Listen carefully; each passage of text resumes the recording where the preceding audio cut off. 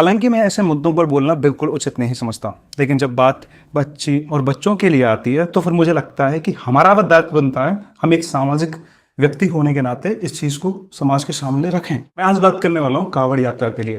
15-16 साल के बच्चे बच्चियां आजकल कांवड़ यात्रा उठा रहे हैं। अब मेरा सवाल इतना है कि इन बच्चों के लिए कांवड़ यात्रा करना इतना ज़रूरी क्यों हो गया? क्यों इन बच्चों के मन में इस तरह के विचार उत्पन्न हो रहे हैं कि हमें भी कांवड़ यात्रा करनी चाहिए? पर मेरा सवाल उन बच्चों से ना होकर उन फैमिली से है, उन माता पिताओं से है जो अपने बच्चों से कांवड़ यात्रा करवा रहे हैं।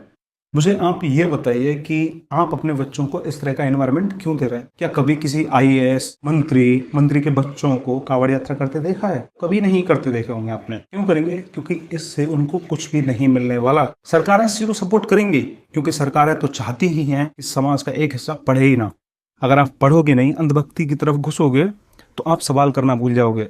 जो व्यक्ति पढ़ता है, शिक्षित होता है, उसमें लॉजिकल थिंकिंग आती है और वो चीज़ों को लॉजिकल तरीके से सोचता है। वो हर चीज़ को भगवान से जोड़कर नहीं देखता, वह सवाल पूछता है, वो जानना चाहता है कि ये चीज़ें कैसी है। बट आप अंधभक्ति में घुस जाओगे तो आपके अंदर से सवाल करने की क्षमताएं खत्म हो जाएंगी। अगर ये वीडियो कोई माता पिता, कोई फैमिली मेंबर्स देख रहा है तो मेरा सवाल आपसे सीधा ही है, आप अपने बच्चों को कांवड़ उठवाकर क्या हासिल करवाना चाहते हैं? कभी उन महान व्यक्तित्व को पढ़िए, कभी उन महान व्यक्तित्व के बारे में सोचिए, उनसे जानिए कि उन्होंने इस तरह के धार्मिक कर्मकांड कितने किए। क्या भगत सिंह ने कभी इसने धार्मिक कर्मकांड किए? क्या डॉक्टर BR अम्बेडकर ने किया? क्या महात्मा गांधी ने किए? कौन करता है? ये चीजें पॉलिटिशियन करते हैं और पॉलिटिशियन चीजों को इसलिए बढ़ावा देते हैं जिससे कि इनके वोट बैंक भरी जा सके।